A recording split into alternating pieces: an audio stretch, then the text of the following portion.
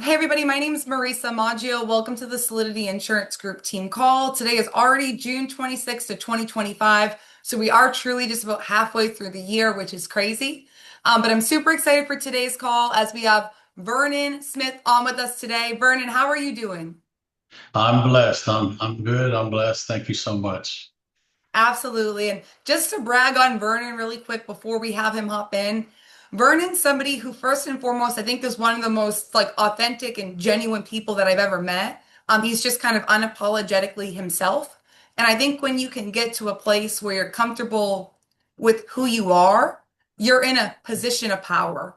And what I mean by that is, you know, oftentimes people who are already in this industry or are coming into this industry, you almost expect people to be arrogant, not humble, right? Like in Vernon is the exact opposite of that. When I see Vernon in a room, it's like he's paying attention, like he is that student. He is not showing up like I know everything and nobody else knows anything. And I think that's a really powerful place to be, especially being in the industry for a couple years. So I'd like to welcome my teammate, good friend of mine, Vernon Smith. Vernon, how are you doing today? I'm good. I'm good. Thank you. Happy to be here. Just blessed to be here. I just got off the phone helping out. Barb and I were working on a client together and whatnot. So we finished that, and then here I am to bless the crowd with my presence. Thank you. No doubt. Well, you're definitely going to do exactly that. And guys, this call is going to be, I don't want to say a little bit different, but it's going to be a little bit different than, hey, what did we say during our veteran? And the reason for that, guys, is because in sales, it's a transfer of emotion, no matter what you're selling, pretty much in this industry. So it all kind of ties together. So if you're like, I don't want to sell IULs, well, first of all, that's weird. Second of all, we are going to talk quite a bit about that, but we're also going to talk a little bit about like story and process because I think that that kind of defines who you are and how you act in this industry. So just like you said, Vernon, truly thank you for blessing us with your time today because that's exactly what it is. Now, for those folks out there who haven't really heard a whole lot from you or aren't familiar with you or brand new on this call, tell us a little bit about yourself, what got you into the industry, and why you choose to do your business here with Family First Life. Right. So a little bit of background for those who don't know, I was born and raised in Hawaii. You can see the people that brought me to this world. That's where my story began. I have a hoodie that says "This is where my story began," and it's a picture of Hawaii. But my dad is behind me. He passed away. For some of you know, he passed away June 22nd of last year. And then my mother. She's part Hawaiian, which, I have some Polynesian blood in me. She passed away 6 months before him. So my story began with those two individuals that brought me to this world, and it was in Hawaii. And so after I left Hawaii, I mean, I've been working ever since I was 11 years old. Right? I was slinging newspapers, right, and making good money doing that as a little kid and whatnot. And then when I became an adult, I joined the U.S. Air Force, spent over 10 years in the Air Force, and doing that. It wasn't meant for me to retire, so life takes you in different directions, right? But my last base was here in Luke Air Force Base here in Arizona, West Phoenix area, and I've been in Arizona ever since then. Now, once I got out the military, I was like, all right, I'm never going to a job where I'm gonna have a boss again. I just want to become my own boss and not be told what to wear, this and that, where I'm going, and all that stuff. And so I jumped around a couple of different jobs as a medical lab tech. Didn't like it very much. Didn't like having to work nights for that extra $4 raise, right? If they whatever they call it, the bump up that you get for working the night shift. And I just got to the point. I was like, okay, how do I get out of this? So I literally Googled how to make $100,000 a year, not using my medical degree. That got me into becoming a real estate notary. Made six figures a year doing that. I was it was low six figures, like 100 some thousand. It wasn't like it was big six figures, but I still figured out how to be successful in it and be one of the top 1% of notaries doing what I did. And then, of course, things change when what do you call it? The rates for refinancing homes went up, then the businesses kind of just went away, right? It just wasn't many people getting work. And so right about that time is when my other brother, not Paul, but another brother named Patrick that I have, he got into the fingerprinting business and asked me to be his partner. We jumped into it. And then I realized there's no money in this, right? And so, but I was like, I wanted to be supportive of what he wanted, so I did it. And then I met someone in Family First Life, asked the gentleman, "Hey, what do you do?" He's like, "Oh, I sell life insurance." I was like, okay, not life insurance. What's that? I don't really want to do sales. And so I was about to walk out the door, and then he told me, "Hey, if I can show you how to make 30,000 a month, would you be interested in learning?" And so I looked at my brother and he was like, "Well, y'all get along pretty well. You kind of look alike, you talk alike, right? I mean, let's just, see if it works." And so that's how I jumped into this business. And that's how I got met up and got started with Family First Life. So it wasn't my intention. It was just a happen chance. While we were out marketing our fingerprinting business, we bumped into someone with at Family First Life. And then that's how I got into the business. Yeah. What a story, truly. And first and foremost, my condolences. And I can imagine it's a tough time, but you're a tough person. And I'm truly sorry for your losses. Genuinely, I can only imagine that back to back. Just shows how strong, you guys are as you are as an individual and you guys are as a family, right? Um, Thank you. of course. And thank you for your service, really and truly. Because, You're welcome. like you said, Vernon, you could have got out and said, I'm going to retire, but you were like, that wasn't really like in my cards. It just didn't feel like what I wanted to be my own boss. I love how you said I Googled, right? Because this is when it comes back to us, right? Like, if you had never Googled that, Vernon, that day, like maybe, just maybe you wouldn't be sitting in the seat you're sitting in right now. So I 100%. love that. It's like, you're like, hey, the notary made my six figures, but I really wanted to exceed that. Things stopped kind of making sense.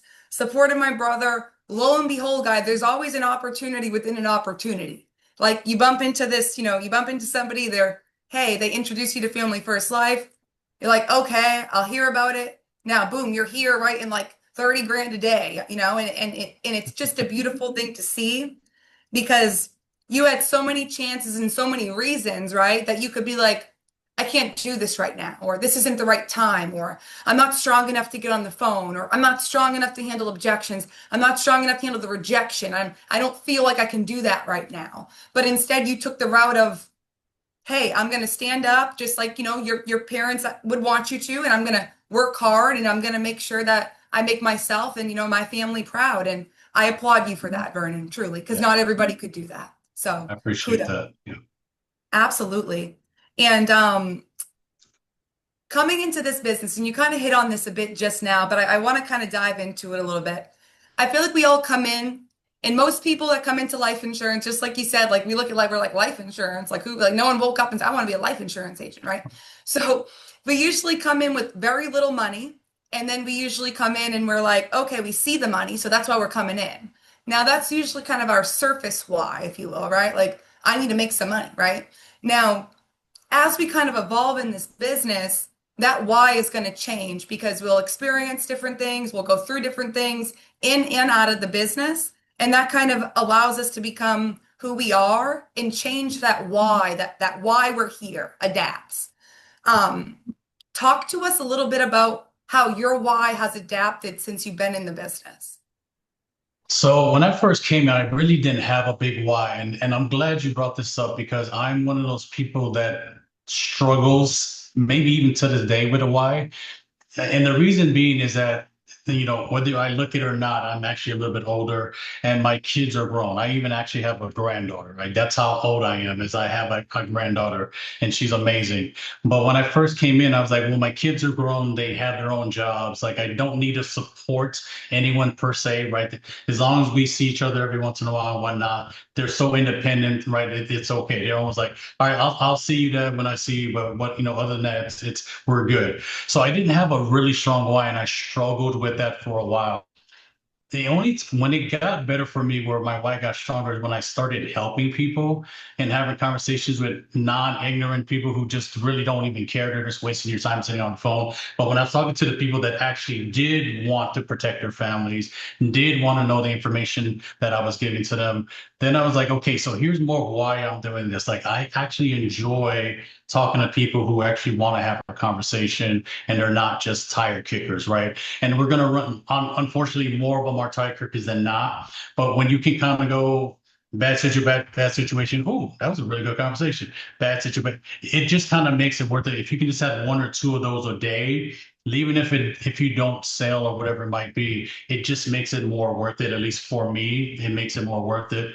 Now, outside of the business, I was like, okay, but because I'm not having to take care of a toddler or anybody, that's young and still in school, I can literally just like travel the world and do what I want to do. And being in this business, I was like, wow, I can literally be in New York one day, I can be in Florida, I can be in Vegas, right? I can be in Thailand, I can be wherever I want, as long as I can be in Alaska, right? I can be wherever, right? As long as I have an internet of some sort and a laptop and a phone that works. I can really serve the world, right? Or at least serve the United States, people who need to get this kind of stuff done. And I'm thinking, well, I'm not getting any younger. Even though I've been to a lot of places when I was active duty, there's so many places that I still want to go to because they kind of tease me into like, dude, there's so many things out there, so many countries. And I can tell you right now, I've been to several countries, and the only one I probably never go back to is Honduras because it's just so dangerous. But outside of that, every country I've been to, Turkey and Germany and Qatar and all these places, there's always something beautiful, and then there's always a ghetto. Like it doesn't matter where you go, right? What state you go to, there's a beautiful part of it, and there's a ghetto. Hawaii.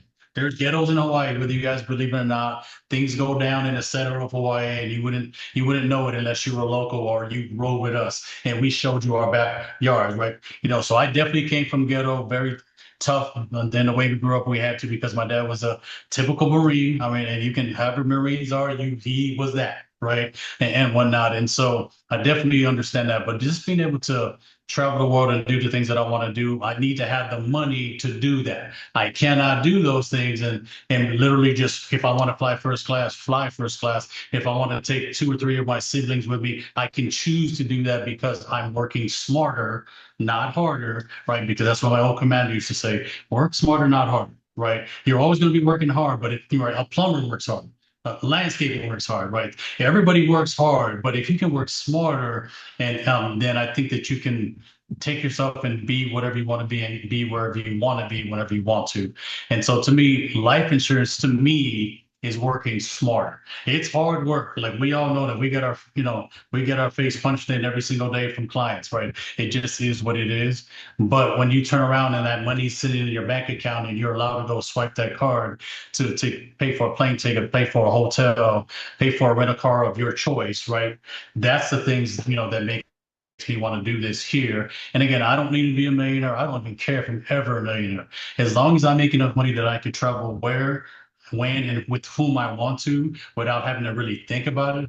That's why I do what I do because this is not a fun job. Like if anyone says this is fun, I'm gonna second guess that, right? But is it worth it? Yes, right. There's a difference between fun and is it worth it, right? And so I believe that sometimes you could be really good. Like I could be really good at playing football, but that doesn't mean that's what I should be doing just because I'm really good at it. But if my goal is to make a lot of money and this is one way to do that, I'm willing to take a chance and do it at least for a little bit of time, right? And then go from there, right? And if I need to pivot to something else because it's stressing me down and I'm losing all my hair or whatever it is, then maybe I'll do something else at that point. But hopefully that answers your question about my why. Yeah. It does. And first and foremost, I love how you led with, like, hey, like sometimes I'm not certain on my why, but then you kind of elaborated and you got it out there. And I think sometimes it's important to be asked that question and almost to ask that question. So I'm happy that I did. But Vernon, yeah, in all honesty, I'm like, Vernon, I need to know your skincare routine, man, because like you look younger than me. So like shout out to you. Seriously, you're Hey, doing they, something they right say over black there. don't crack. And then plus I'm from Hawaii, so I guess that probably helps too. There we I go. don't know, to be honest with you. There we go. I I love don't it. know. Yeah. And like you said, Kate, coming in, you were just like, okay, I'll kind of give it a shot. And you were talking to different people, and maybe it didn't feel like you were necessarily helping them or that they wanted to be helped. But once you started talking to people who did want to hear what you had to say, who did want to be helped, you felt like that servant heart, so to say. I'm actually truly like helping people. I'm not just showing up to my job and leaving and feeling like I really didn't get a whole lot of fulfillment, so to say, out of the day. Now, you also we hit on a lot of things in terms of like being able to do what you want to do. Guys, this is huge. And like, I think you just don't realize it until you start seeing it and feeling it and doing different things that you weren't able to do. But I love how you said I want to be able to do what I want to do, where I want to do, with who I want to do it with. And I want money to not be an issue. It's a beautiful place to be, guys. And it's a very unstressful place to be. Now, you also hit on, like, let's be clear, smarter, not harder. And that's what the insurance industry is. It's let's work smarter and make more money versus let's work 90 hours doing whatever and still probably be underpaid for it, in my personal respectful opinion. But with that being said, I like the concept of how you view working smarter, not harder, isn't necessarily, oh, this is how I'm going to change my schedule. It's this industry is working smarter, not harder. So love that. Now, obviously, you do a whole lot with IULs. Is that fair to say, Vernon? Yes, ma'am. All right, I was like, I lost you on the screen, so sorry if I looked weird for a second Yeah, because you y'all moved are for all some looking at reason. me kind of weird. You're like Nick's All right. Aphrodite now. Yeah, you moved. Hey, I'm like, I'll take that as a compliment. So talk to us a little bit about why why you know IULs are important. Like, why is that something that's important? Why is it something that you heavily are targeting right now? All right. I'm going to take one step back to the prior thing we're talking about the conversations being better now, and then that's going to roll right into the IUL. Yep. Is even if I had to go back right now and do final expense again, the reason why the conversations would be better now than they were at the beginning is because I'm allowing my clients to talk about themselves and to open up to what they really need or what they're looking for. And when I first started, I was a typical new agent. Hey, my name is Vernon. I'm getting back to you about, and I'm just like reading the script like a robot because I didn't practice, 100 times in front of the mirror like I was told to do, right?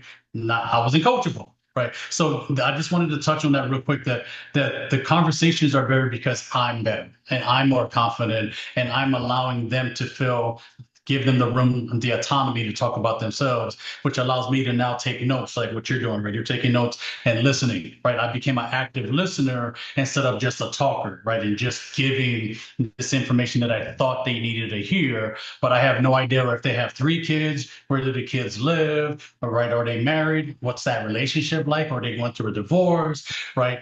But so that's what changes.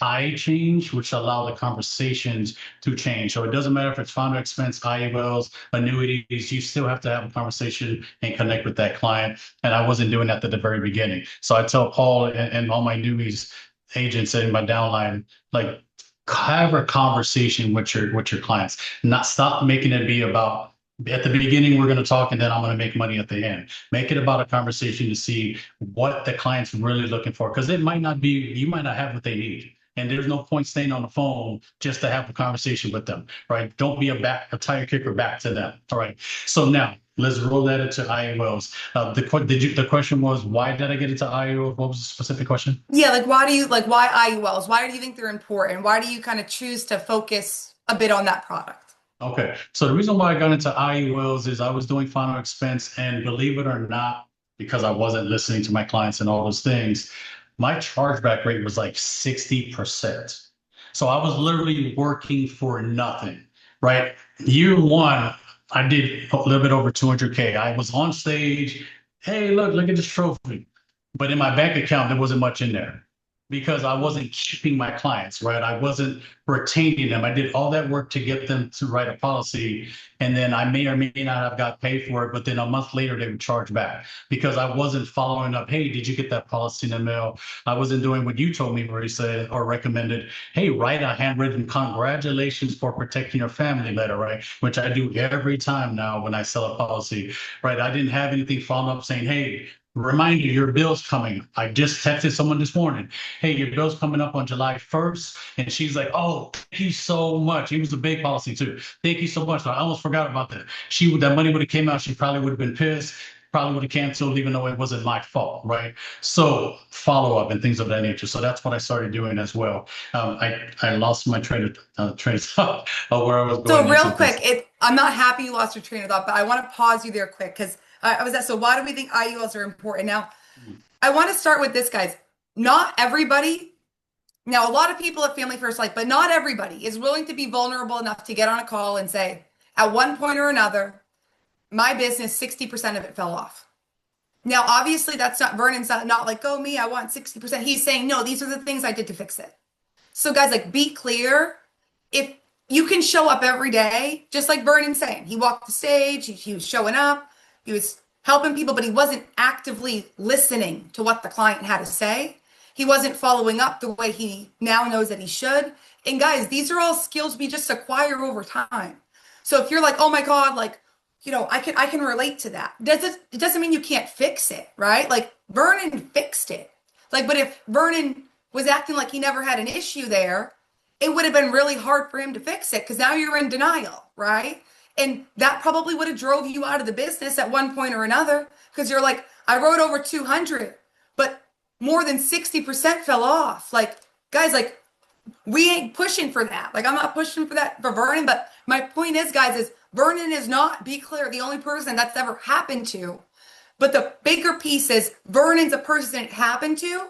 And instead of folding, he was like, okay, there's certain things I need to do and get better at. And he went ahead and he did those things. He didn't blame the client. He maybe he did in the beginning, I don't know. Maybe you did for like one day, but you took self accountability at one place or another and you said, okay, let me look in the mirror. What can I do about this? And you started having better conversations, which I would assume is how your persistency went up and building value in IUL. So going back to retaining, let's talk a little bit about that. Your business now, Vernon. When you issue out business, what do you think? What's your persistency now? Like, so before, Um, guys, just so y'all are with us, it was 40, right? right. Yeah, my persistency is around 75%, maybe 80% of what I'm keeping on the books now. Right. And so it is a lot better than it was before, which is why my bank account allows me to do certain things. Right. And again, I'm not where I Yeah. need to be yet. I'm gonna tell you that right now, but I don't stress like if I don't get paid the next day, what am I going to do? Right. I'm not living paycheck to paycheck, which is what most people who are working W-2 jobs are doing. They're living paycheck to paycheck.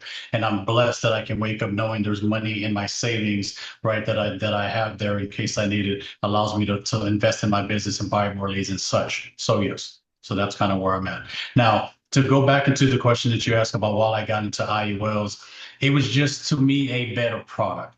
So let's just think about this. Like I feel like I'm a pretty smart person, and I like to speak to what I consider intelligent people. Like I rather keep intelligent people around versus people who just don't care about anything at all, will cuss every 2 seconds, like just no care in the world.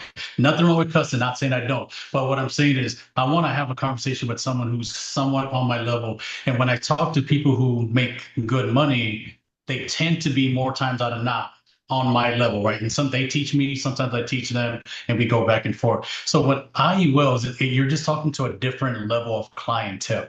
You're talking to people who typically have money in their bank account. They want to invest that money into a product that's going to not only allow them to make money while they're living, but also leave behind a bigger chunk of money for their family to create that legacy. And most of them, that's what they're looking for. Hey, I have enough money for the most part, but I would like to leave a legacy beyond myself. And that's who I tend to find with clients who are or who want to get an IUL, Index Universal Life, right? Versus a little bit more down to $30 a month, and then they don't even make that first payment, right? It's just a different conversation. There's nothing really going on there. There's no substance there, right? If they're just trying to like, hey, what's the cheapest thing you? I don't want to hear anything else. If you can't get it from me, get off the phone. Click.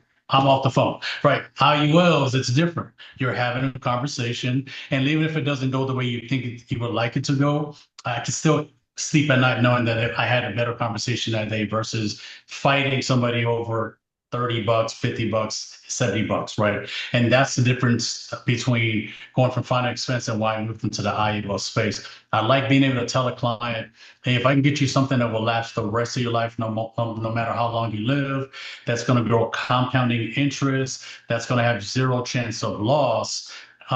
Most people, and you're not going to have to pay taxes on any of that growth.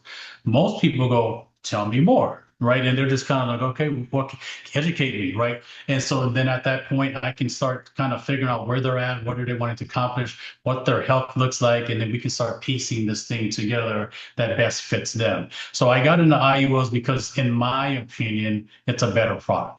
It's a better conversation starter and ender and everything in between. And then your retention rate tends to stay up pretty high with IULs because if you structure it correctly, people tend to not go anywhere else because it's hard to beat it if you structure it correctly. Right. And now we can get into the ins and outs of simple IUL versus max cash, but in general, IULs tend to stay on the books a lot better than final expense products do. So that's why I moved into the space. No doubt. So, it sounds like what you're saying, what I hear you saying is, when you feel good about the product, like, right? Like us, the agent, feel so good about the product, you're over here, you're educating, right? Like that's kind of what I feel like you are like, I like to educate educated people because we can have an educated conversation, right? And now I'm sure, does that happen every single time? No, that would be impossible. But does it happen more than, a general FEX lead? Absolutely. Now, you also said keep intelligent people around you and you teach each other. Guys, that is a key that I don't even know if the first time you said it, I fully took that in.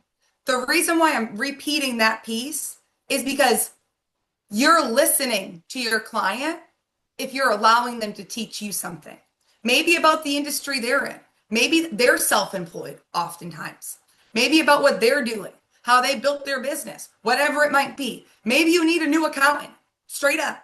And you talk to this person, they've been doing taxes in your state for X amount of time, and they work only with people who make over this caliber of like, you don't know who you're going to bump into. When you can have that educated conversation back and forth, that's a beautiful thing, no doubt. And just like you said, the retention rate is up because it's something that's going to last a lifetime and it has multiple different ways of serving them and their family when they're no longer with us. So I love that, Vernon. Now, in terms of leads, right? So you'll have a lead in front of you, an IUL lead. Now, at that point in time, are you structuring your process to one call close? Do you do a discovery call? Talk to us a little bit about that. Okay.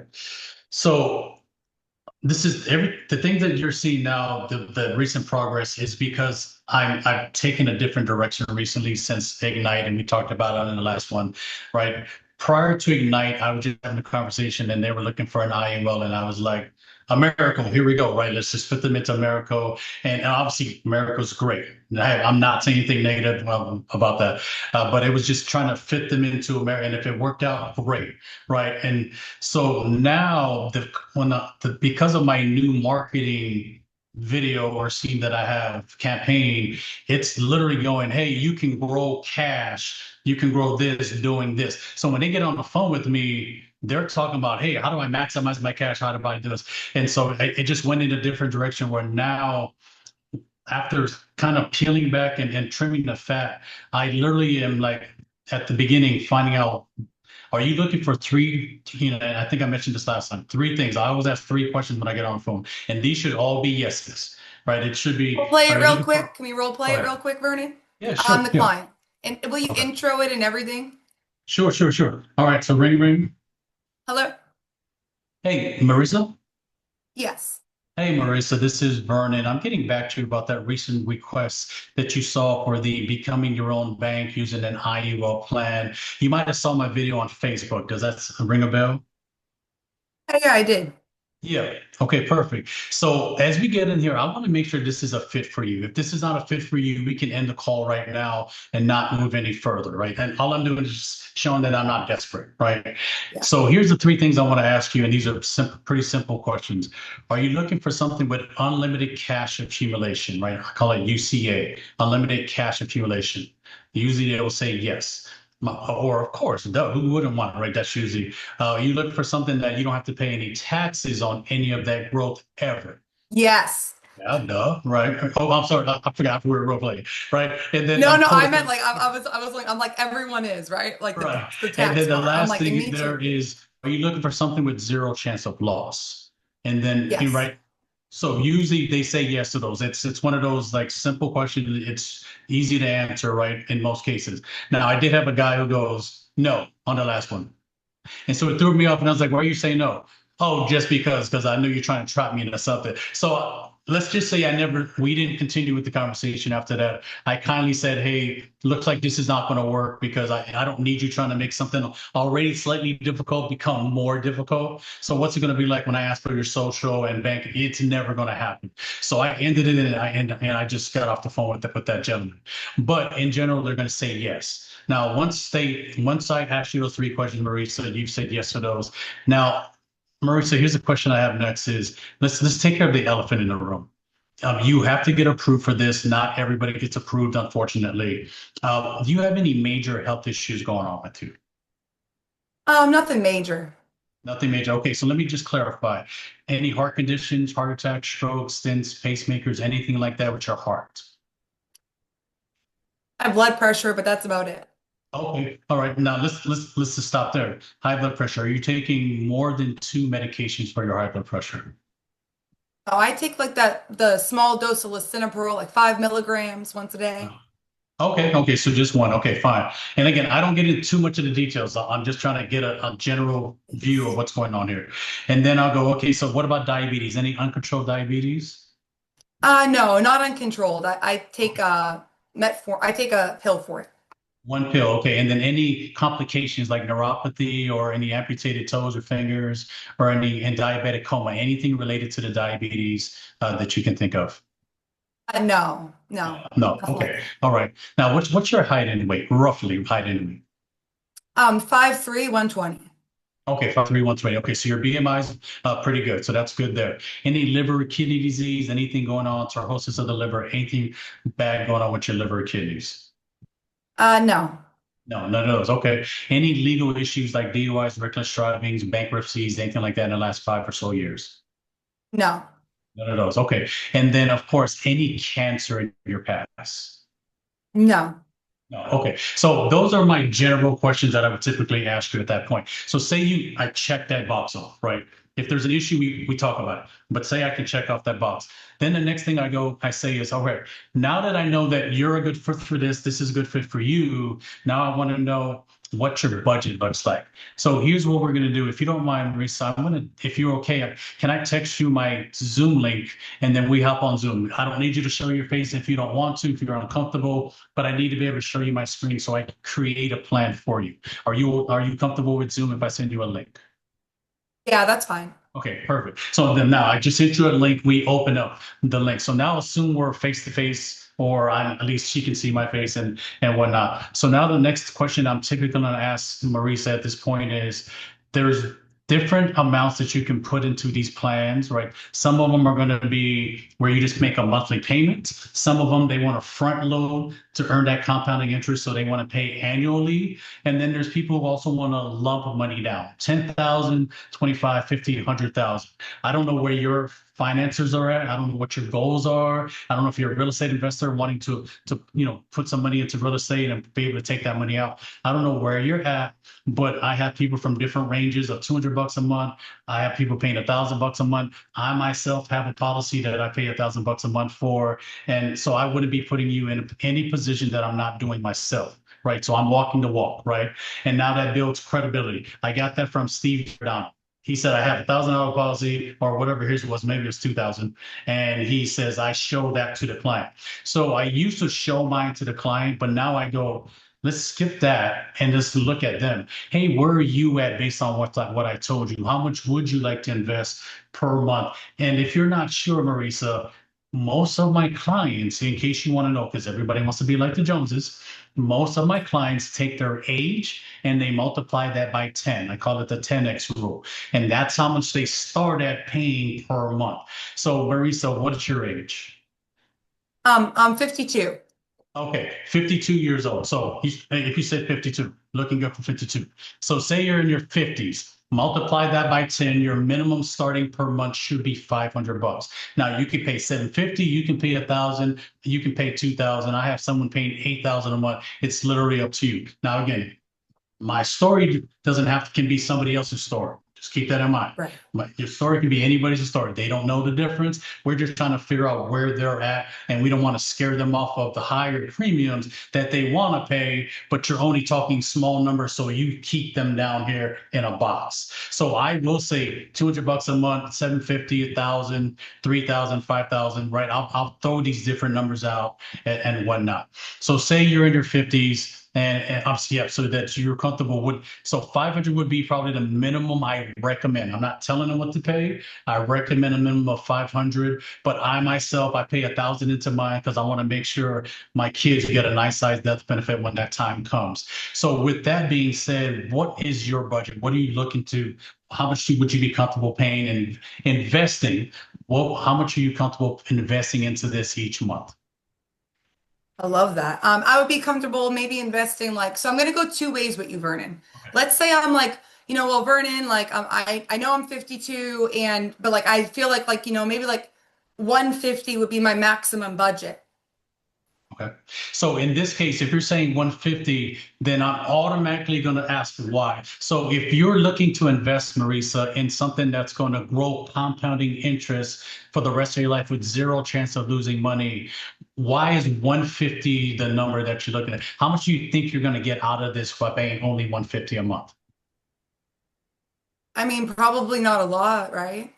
Okay. Okay. So if this, so now looking, then I'll kind of get into the work. What do you do for work? What's your income like, right? Because I'm trying to figure out why is it only 150, right? If I'm working as a bus driver, and again, nothing bad, I'm not saying about that. But if I'm making 30,000 a year, maybe 150 a month makes sense. So now that I know that, hey, I'm gonna go America, get them a simple issue because it sounds to me they're not really looking to do max cash accumulation. They just want a policy. They want something that they think grows money. And 150 is not going to take them very far. So at that point, I'll pivot, give them simple issue, and get as much coverage as I can off that 150 and look out for their family. Because they're obviously telling me they're not serious about investing in growing max cash. So if you're not serious about growing max cash, why even entertain max cash per se if they're in their 50s, right? And they should be paying more. I mean, anything less than $400 if you're in your 50s, to me, from what I've seen, is more of a waste of time. So I'll probably go simple issue IUL with that, with America or something like that at that point. Is that making sense? It makes perfect sense. And I think it's just important. The reason I did that, Vernon, is because we know that that does happen sometimes, right? Like it does, right? So guys, it's like just because somebody can only invest that one, it doesn't mean they can't get one. It just means like we're not going to be like, oh, it's going to be this crazy, like let's build it out with NLG. We're just going to rock it with America. They want to protect their family, have a little bit something in place. Like Vernon said, gauging where they're at income wise. Why are they saying that? If they make $1 million a year and they tell Vernon that that might be a little bit of a different conversation, now he's confused. But now, Vernon, let's just say I'm like, okay, I hear you. You're telling me I should put about 600, 550, 600 a month into this plan based off my age. But since you told me like how much do I want to invest into it, Vernon, I feel like I would want to invest more, maybe so it grows faster. So maybe like 750. Okay. So if that's the case, that's good. I mean, because again, you're in your 50s, so 750 puts you ahead of most people who get into this here. So I like the way you're thinking and where you're going. It sounds like you really want to invest in yourself and your family as well. So what I'll do at that point is I'll literally open up NLG or FNG. Again, my personal, I like FNG. Well, okay, let's until America change their thing. I like FNG. I'll put it like that, right? So now whether it's America, FNG, NLG, any company that does max cash accumulation calculations, pick one of them, go whatever makes you the most sense. So say I pick whoever. Let's say if I go with America, I open up their app and I go into tools, and then we open up the calculator and I'll run the illustration. I'll just put it together, max cash accumulation. Once at this age, I want, and Marisa, you want to pay $750 a month, for example. Then I'll say, open start report or whatever that verbiage is. It'll open up the illustration for me. And then at that point, we'll discuss that illustration. I'm literally going to share my screen with you, Marisa, and then I'm going to talk about the living benefits of what comes with this. And then we talk about the cash accumulation part of it. Hey, in year one, you're putting in this amount. right? Whatever 750 times 12 is, I don't know what that number is off the top of my head. You're putting this per year, and then this is what it's going to look like for you year one. Here's what the death benefit is going to look for you year one. And then I'll skip down to either year five or year 10. Hey, look at year 10, and here's what it's looking like for you now, Marisa, in year 10. And usually by then, the cash is usually outrunning what they're putting in by that point, right? So I make that a positive thing. Look, by the time you get to year 10, you already, your money's working harder for you. And I'll say, hey, right now at this point, Marisa, you're putting $1 into the cash machine and it's spitting out $1.10. How many times are you going to put that dollar back into that cash machine over and over and over again, right? So now they're getting the picture of, okay, now I'm in a positive. Oh, hey, look at that death benefit. See how that death benefit grew from whatever it was at the beginning, 50,000, 100,000, whatever it was.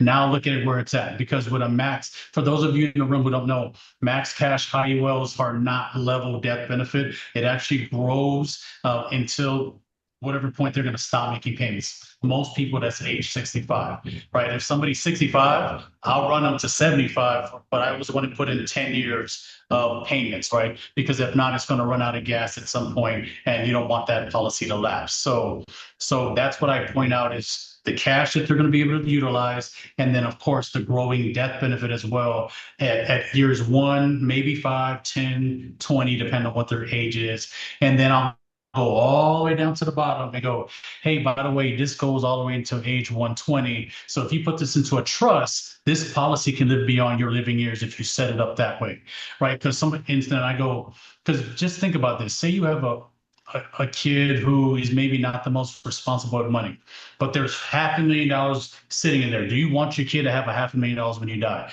Probably not. If you put that into a trust, maybe you pay them 50,000 a year for 10 years. There's that $500,000 being used up responsibly, right? Versus just giving it out. So now you can see them thinking, I didn't even think about that. Maybe I don't want my kid or kids or my wife. She spends like crazy, right? Maybe I don't want to, maybe I want to ration it to her. If I set up a trust, I can set it up maybe she doesn't get the full check.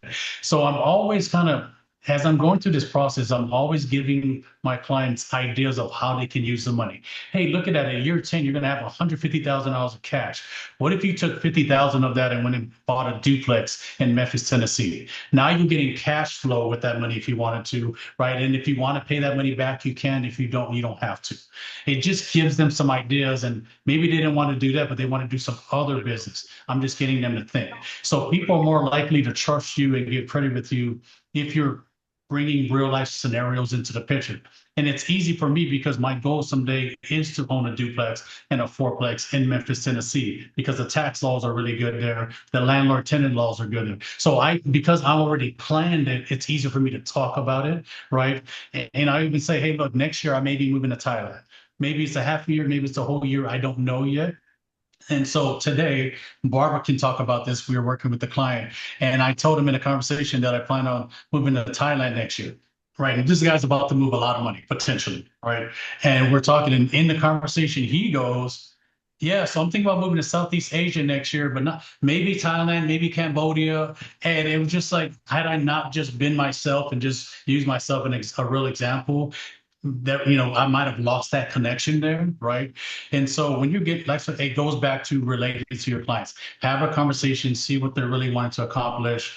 And again, I'm just giving kind of guidance to steer us in the right direction. If we go off path, I figure it out, bring them back onto the path. But I'm never telling a client, hey, Marissa, you need to pay $500 a month or else we're not going to do this, right? I'm just going to pivot. If you tell me 150, hey, let's go Americo, and I'm not even going to do anything different. Hey, congratulations, we got your pre-approved for $150 for this much coverage, X amount with a company called Americo Life, my favorite company to work with. How does that make you feel, right? And then we just keep it moving, right? So just kind of keep that in mind. That's kind of how I do mine. And did I answer your question? I don't know if I went over Yeah, it. no. So I wanted to do like a role play, and we were able to go both ways because just like you said towards the end there, I think it's really important to know, like, guys, not every single person you talk to, if you're working any lead, is gonna have every person Vernon talks to doesn't have $1,000 a month to put into the policy. It would be humanly impossible. Now, to some people, absolutely, we're seeing it every single day. However, to Vernon's point, there's still a product for the person who is 50. By the way, I made all that up, guys. I don't have high blood pressure. I just want y'all to know, like, I'm good over here. But, and I'm not 52, just in case y'all were wondering. But my point is Vernon made it a point to show me, hey, don't worry, we can still go this way. Like, we can still pivot over here. And when you can pivot in the insurance industry, you're in a powerful place. But he sets himself up to pivot. He's setting himself up by asking the three questions: overview on medical, make sure now that I know you're a good fit, instead of me wasting my time on Zoom talking about something you don't qualify for, now we're going to get on Zoom because I believe you qualify for it based off what you told me. See where they're at and helping them understand. Most of my clients, because like you said, we want to split the Joneses, right?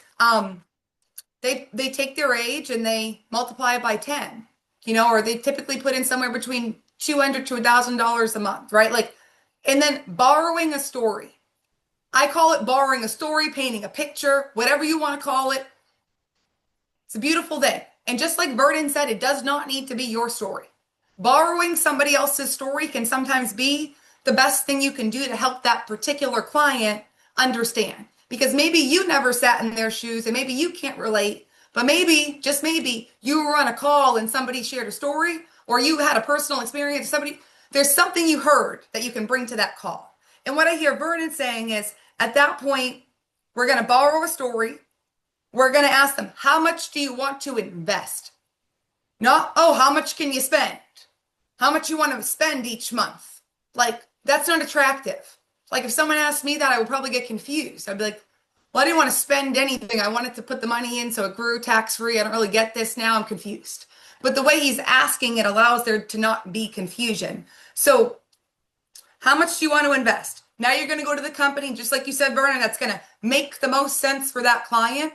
Now you might be sitting here, not you, Vernon, but everybody on this call and saying, well, how do we know? How do we know? Well, Vernon gave a great example when I said I was 52 and I wanted to pay 150. He's like, all right, cool. We're going to go America. Done. And then I said, okay, I want to pay 750, right? Just to kind of flip the script, guys. There's a reason for that, right? And then he's like, okay, we're going to build it out with NLG. I'm going to walk them through year 1, maybe year 5, depending on their age, year 10, and I'm going to paint a picture as I walk them through maybe year 10, where the cash is now starting to equal or become a little bit higher than what they put into it. He's going to share a story.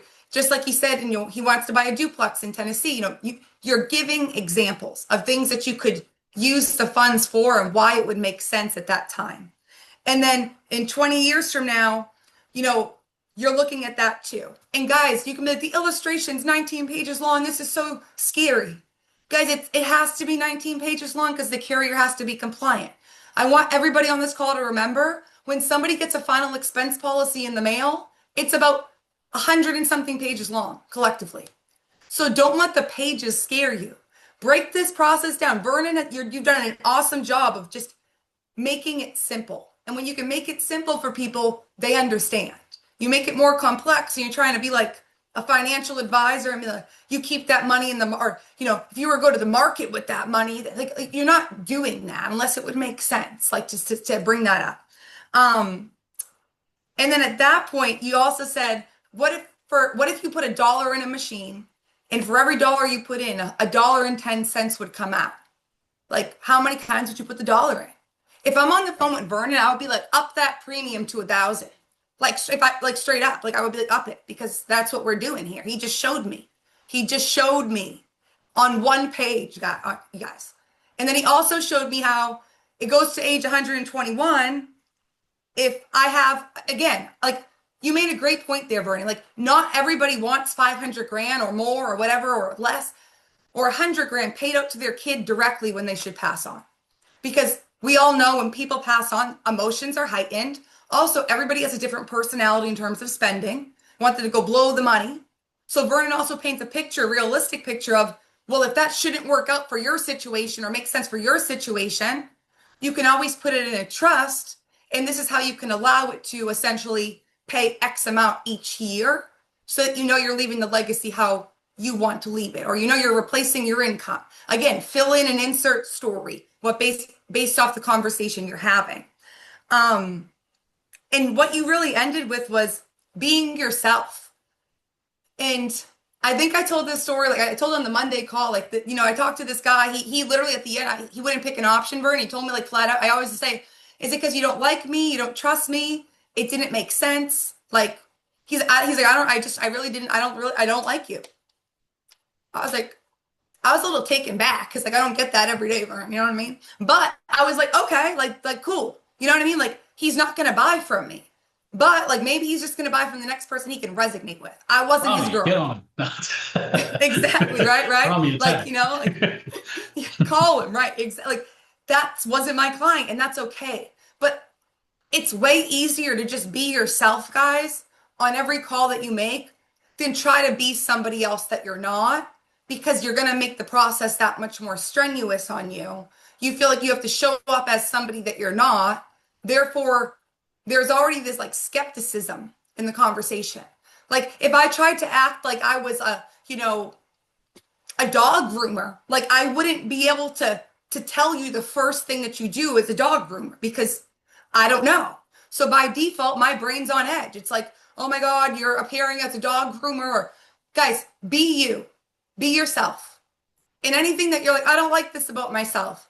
That's cool. Work on it. We all get stuff to work on, whether we want to admit it or not. And that's the beautiful thing about being a human being. So being yourself, but through this process, like honestly, Vernon, I've heard a lot of people go through IUL and simplify it and just almost in a way like dumb it down, you know, it respectfully, right? And because we can all gas it up and make it like it's this big monster, but like it's really not. We're just walking them through a process just like we are at Final Expense. It's just a little bit different of a process. So this has been awesome. And now, Vernon, kind of with that being said, at the end, right? Like at the end of this, now you showed me it and you explained it to me. Do people typically, are they just like, I want that or I don't like how do you have a closing question? Talk to us a little bit about the end. So once because ever since I started simplifying this process over the last, we'll say month or so, give or take, right? Maybe even less than that. Like, so this is still this progress I'm doing is really recent. So the next 3 months is probably gonna be ridiculous, right? And I can be, and if we have time, I'll tell you about one I'm working on right now. Sorry, go back again, right? I lost myself as I was thinking about the next thing I was going to say. Sorry. What was the question again? No, you're good. I was just saying like we simplified the process. So at the end, right? Like you just showed me this illustration. Like, do you have a closing question or are they usually just like, I want it, I don't want it? Right. Okay. Yeah. So once we get to the point that they've seen the numbers, and I'm always gauging temperature as we're going through. Are they playing tennis with me back and forth, or they just stared at the screen, or talking to somebody else? Right. Once I figured out is going through the whole thing, they're like, oh, didn't know that. Oh, wow, didn't know that. And I can tell they're curious. After that, it's so much easier to get to the finish line at that point, right? So once we pin down the numbers, we do the illustration, then I make it real nice and easy, especially if I'm going with say F&G or NLG. With F&G in particular, I close out by literally they don't have to, I go, here's how I close. Hey, just so you know, it's going to take about 1 to 2 weeks, depending on your age, maybe even up to 4 weeks to get approved for this, right? I'm trying to relieve any pressure to do this. And I don't need your banking information. We don't need to take any money right now. We got to get you approved first. So all I need to do is the next is submit the application. It takes about 10, 15 minutes to submit the application. Once it's submitted, we'll wait for them to tell us what we need to do next. There may be a chance of blood and urine if you're over a certain age, and that way I'm not hiding anything from them, right? And then once I say that, it's almost like, oh, okay, yeah, let's go and do it. And then we jump right into it. So earlier you asked a question about one call close. My new strategy allows me to one call close almost anyone if it's an IUL. Because with IULs, I can build out the illustration, just hit the things I need to, and then say, hey, we don't need to worry about taking any money out of your account. I just need us to get this thing going to see if you're even approved, else nothing really matters, right? Now, if I'm doing my other product that, some people know about with infinite banking, I need to have more because I need the carrier to create that for me. And then I'll have a second call on that one. We'll review it and then we'll jump into the application on that call and go from there. But just strictly IULs, I can create that myself. So I do that and just hit the key points. And then I just make like, no big deal. We don't even need your banking information. We can put it in if you want to, but we don't have to. All right. And any reason we can't move forward, and they'll go, yeah, let's go. And I'll literally just open right up. Even if I have another appointment that I'm running into in the next one, I love the one I'm with, right? I'm with them right now. Let's get this going. They may never pick up the phone again. The sooner I can write this application and submit it, the better chance that they're going to move forward and protect their family and start growing that wealth. No doubt. I love that. And I love how you were like, hey, this is like, I'm refining my process still. Guys, first of all, I just want to point out there's humble in that, okay? And Vernon's doing amazing, and he was doing amazing before this too. So like, let's all be clear. But like allowing them to be able to resonate with you and move forward with you in a positive direction, they feel good, and you're also having sales indicators going off of, is this a pre-close? Is this a you're pre-closing? You're seeing like you're showing them the numbers. If they're like you're like, do you see how this could, benefit you in about 10 years? You see your break even point, you're never going to lose them. And they're like, Tommy, get down. Yeah. You're like, you Yeah. there? Like, right? It's like, but then you have the other person who's like, oh, wow. Wow, I didn't know anything like this. This is awesome. They're going through it and you can hear them getting excited. As you're going through and giving them examples, they're like talking back with you, just like you said, well, maybe I'll do this, maybe I'll do that, right? They're already sold on the product at that point. So it's like there's not a whole lot that at that point we can do to mess it up if we got there, right? Because the client is engaged and you're pre-closing them so many times. Guys, questions like, does that make sense? Is a pre-close. Questions like, do you see how that could benefit your future self? Is a pre-close. Do you see how that could benefit your family? Is a pre-close. Now I know why I'm calling. Is a pre-close. So as many of those as you can do at any presentation is a beautiful thing. And I love how you're just confident in the product. And when you're confident in the product, us, the agent, it makes the client feel a heck of a lot better. Just like Vernon said, he doesn't necessarily go through, but he's like, I have one of these too. Like basically just so like, I wouldn't sell you something that I don't have myself. I believe in the product. That's why I'm showing you the product today. So Vernon, thank you for sharing that. That was absolutely amazing. Now, just to wrap up the call, I always end with this. You're probably like, I already know what she's going to ask. And I am. Now, Vernon, wrapping up 2025, we're halfway through the year. You're killing it. What are your goals to wrap up the year, whether that's business, personal, or both? So I just found out today that I qualified for the Cancun trip. Didn't know I was even anywhere near that, right? See you Super there. humbling, super appreciative of that fact. Again, I got the email this morning or something like that. Maybe I think it was this morning or whatever it was. So whatever I'm doing, I'm going in the right direction. And again, I started this 2.5 years ago, and I'm just following what my coaches and what people, like Marisa, Rami, and Christina and Heather have told me right along the way. So at the end of the day, I'm just being humble, and whatever's coming my way, I'm just assuming I'm earning it, and that's why these things are coming. So for the end of this year, my goal is to ramp up what I'm doing now. I'm working on a client right now who he wanted to put in 50,000 into the plan, and we worked it where he could put in 50,000 for the first year and then pay 10,000 the next 9 years, right? A 10-year window. And then he goes, you know what? What if I put in 100,000? So I'm waiting for the illustration to be made right now for us to do that. So the goal is to just like, I just figured out if you're scared to talk about numbers, then the clients are going to be scared to talk about numbers back to you. And it's just a numbers game. It's not just because you wouldn't pay that much doesn't mean that they're not willing to pay that much. Don't put yourself in their shoes. Just ask the questions and do what you have to do. So going back to your thing is like, because I'm believing in what I'm accomplishing and how I'm helping clients, I believe I'm going to hit Hall of Fame this year. I can't put a number on it. Obviously, we can, my goal is, I'll say my goal is $500,000 is to finish out the year at $500,000. I know when Afro got it last year, she did like four or something, and she was like pissed at herself. And I was like, what? You just made Hall of Fame. Like, are you kidding me? Right. So I think we get into that thing where we just like always want more for ourselves. Right. And so for me, if I see $500,000 with IP next to it at the end of the year, I will say it's a successful year. But I wouldn't be surprised if I do a month where I do issue 100,000. If it just depends on how the cards play out. So my goal is to do Hall of Fame by the end of the year, and to have 1 month between July through December where I issue 100K. That's my goal. Again, if I fall somewhere like 40, 50, 60, great, right? Because I have not done over 40,000 a month yet, believe it or not. And so I'm still trying to work, but I'm already thinking bigger than that. If I'm seeing Jana doing 100,000 a month, right, and doing one point something a year, why can't I, right? At the end of the day, why can't I? So I'm perfecting my craft. I'm perfecting my campaigns. I'm perfecting my presentation. I'm perfecting my confidence, right? And so that I can get to those numbers. And the only thing that's good about those numbers, or what's good about them, is that if I'm winning, that means the clients are winning. At the end of the day, if the clients are not protecting their families and growing compounding interest and doing the things that they got on the phone or Zoom with me to do, then it doesn't really matter about me. It's not about, hey, look, I made $1 million a year, but I fooled all my clients and now they lost money.